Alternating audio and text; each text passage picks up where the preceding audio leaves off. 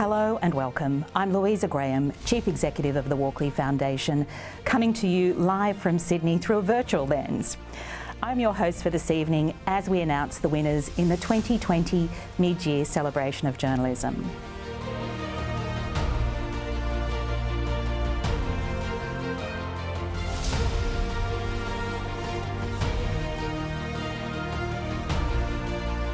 One of our significant benefactors, June Andrews, and apply her name to these specialist awards. Now, June was the sister-in-law of our founder, Sir William Gaston Walkley, and now her legacy and contribution to the foundation will be remembered through excellence in the craft. The winner of the 2020 Young Australian Journalist of the Year is Annabelle Hennessy. So congratulations, Annabelle. The judges felt Annabelle Hennessy's work deserves this honour because it demonstrated true excellence at every turn. She discovered the thread of a story, teased it out, chased it relentlessly and brought it to a public tension. Her storytelling was factual and compassionate, moving deftly between the human, legal and political elements of this story. And the impact of her journalism has been immense. A woman freed from prison and laws rewritten. Just exactly what good journalism should do. So thank you, Annabelle. Feels amazing. One thing that's kind of special about it is that when Jodie's case first happened, her trial in 2015, it didn't really get any news coverage at the time. So to have the investigation recognised, I think is important in showing that story, the significance of doing stories around domestic violence, and also to this was a case involving a First Nations woman. So I think the fact that to me that's quite important, that it shows that these stories are incredibly important to cover.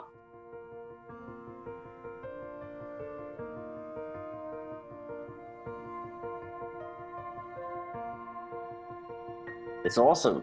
We were all very proud of the story that we submitted about the Christian Democratic Party and this coup d'etat in state politics in New South Wales, and we all had so much fun working on it together. Pat did an amazing job on the graphics.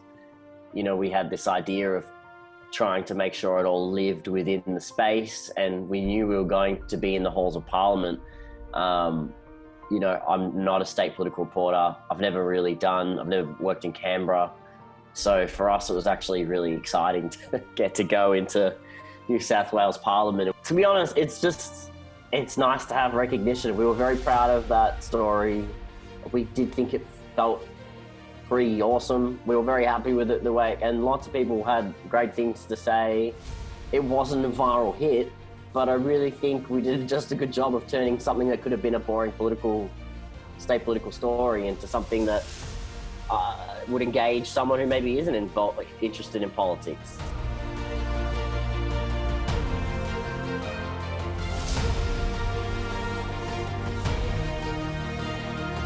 Oh, look, it feels really good. And I know for people in the school community that I worked with on the story, it feels really good for them as well. They've been telling me they're quite stoked to sort of see the story in the spotlight a bit more, because I think for so long the issues at this school have been really, under cover of darkness and in silence. This wouldn't have happened unless I managed to get people in that community to trust me. I was really lucky that a lot of really brave people put their trust in me. I had ex-principals, ex-staff, current teachers kind of break their silence on the front page of our newspaper. That was a really big thing to do. And to get to that point, I just had to be so sure in what we were reporting. So it wasn't enough for someone to make a claim with their name to it. I wanted the document behind it to prove it so that they wouldn't be sued. And that was kind of the level we took with it, because we knew there was a lot at stake for these people personally. We knew people might be targeted. And so it was really great to sort of see that happen and to see people kind of get their moment to shine a light on something that they were really concerned about in their community.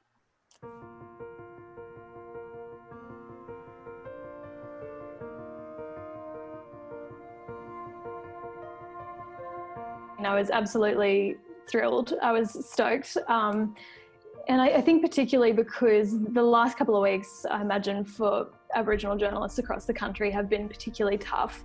And I think sometimes it can feel like you're just slogging away without a lot to show for it.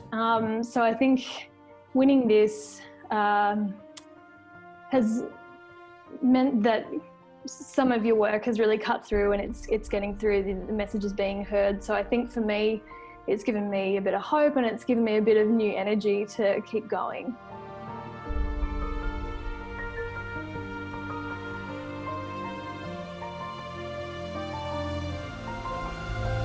It's been fantastic. It is a great, it's a great specialisation, I suppose, if you for want of a better word, because it involves people. The stories are always about people, and by writing the stories about the policies, there's always somebody at the end of the story that is impacted by the policies, and it's really easy to make the link. And so it means that you always feel like your stories are meaningful, because you can, I guess, connect whatever you're writing to people, and often they're quoted in the story as well. So I really do find it, a worthwhile specialisation to have.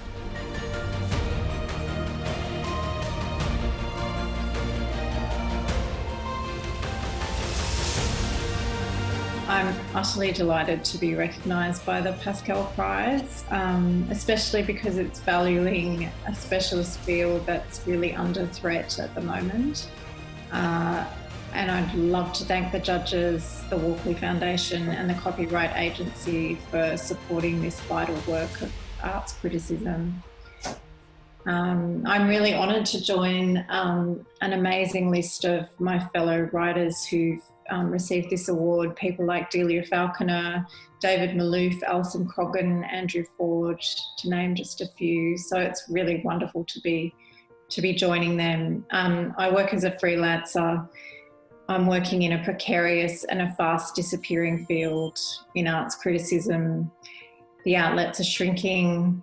It's particularly bad at the moment because of COVID, and a lot of journals and publications have lost their advertising. Everything I've learnt about critical writing has come from a lifetime of reading and 7 years of university study, which I'm still paying off. So my work as a freelancer is a labour of love. It's not an income. So I'm really thrilled that this award recognises that kind of deep specialist knowledge and distinctive voices and attention to language.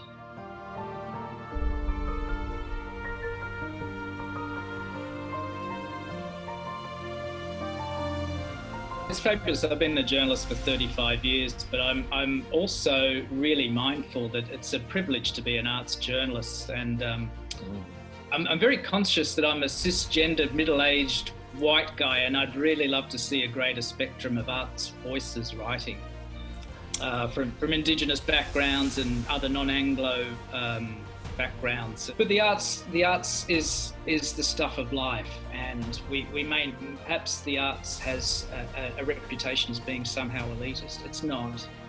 More of us go to art galleries than go to the footy, and those things can sit in harmony with one another. Perhaps we as arts journalists need to make it clear how important the arts is to people's lives.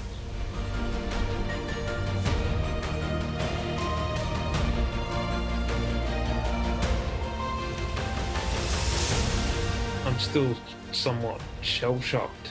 It's humbling to think that a story from the early 2000s that in many ways it fueled the stereotypes surrounding young Muslims could be retold in our voice and recognised and respected by our peers. It's really truly humbling, and I can't thank the media diversity and the Walkleys enough. We thought it would be really interesting to pursue it as a long-form Audible originals or an audiobook or a long-form kind of serialized podcast. Working as a crime reporter, I've often found that people in that world are more willing to speak to you if their faces aren't on camera. So I thought it would be a really interesting way to have that authentic voice while, making them feel comfortable and safe, because we are dealing with issues and people who are quite dangerous. So yeah, it was cool.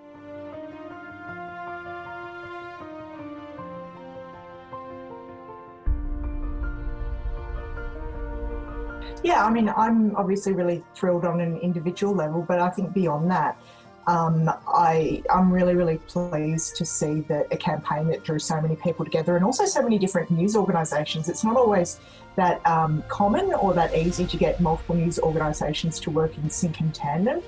And it was a real pleasure to be able to do that. And then obviously through the campaign, so many different sexual assault survivors have come forward and told their stories. So I think it's a testament to that collective work to see the campaign recognised in this way.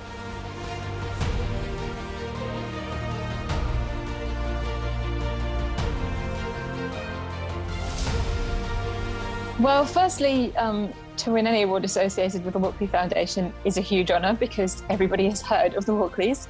But this award in particular is extra special because it, by its very name, it's about women's leadership, and Power Mary is a story about women's leadership, and particularly how sport contributes to women's leadership and creating female leaders. And I think this is something that people are only sort of really starting to really understand the full potential of recently, certainly people outside of sport.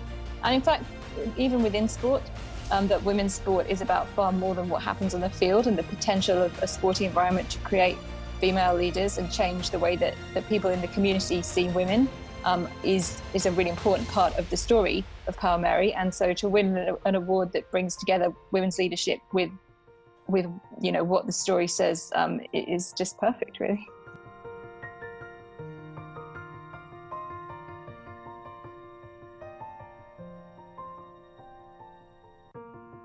Yeah, I mean, it's been a strange year. There's been a lot of anxiety as a freelancer working in this environment, especially in the US with the COVID situation, a lot of fear and anxiety about going out to report. I mean, one of the most fundamental things we do as a reporter is embed ourselves in communities. And, you know, we do pride ourselves on hitting the ground, you know, doing our interviews, doing our research. And that's just become very, you know, something simple like that has become very dangerous.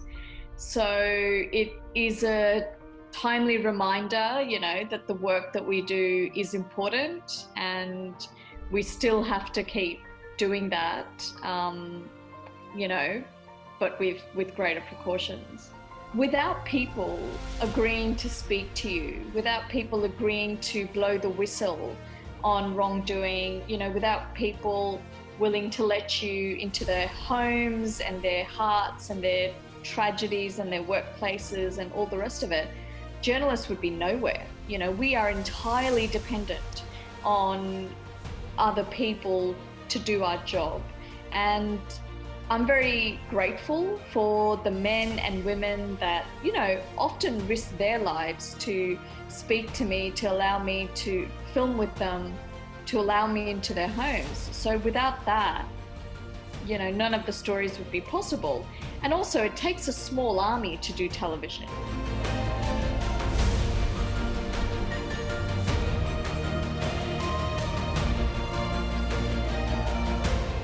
It was a tremendous thing to receive. They were personally really difficult stories to write. There's a lot of legal issues around identifying victims of domestic violence, and it later emerged, and we couldn't report this at the time, that it was John Setker's wife who was the victim. So it was an incredibly sensitive issue to report on, and you had to kind of weight a whole lot of concerns around the law and ethics and that kind of thing. So it was a hard thing to do. I'd known John Setker for a long time.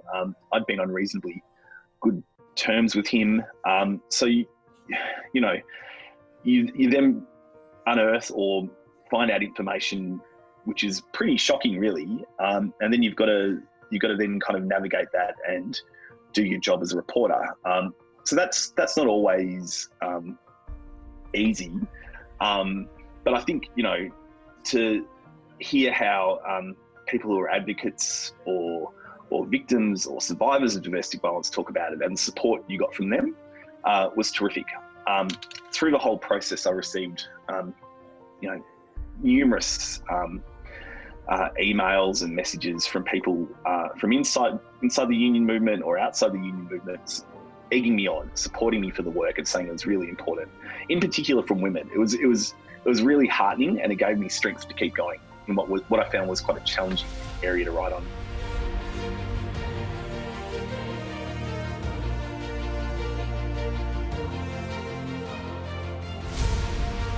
Regarding my Rwanda stories, I think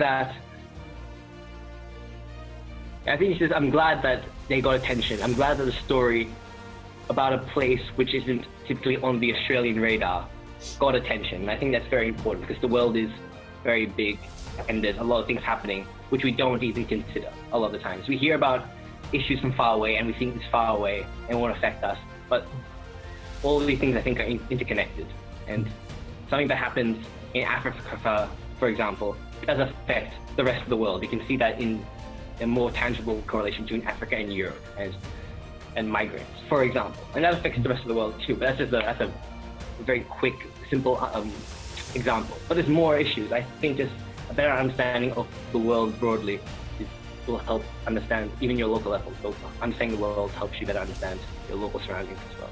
And I'm really glad that the Walkleys gave this idea some justification, some validation.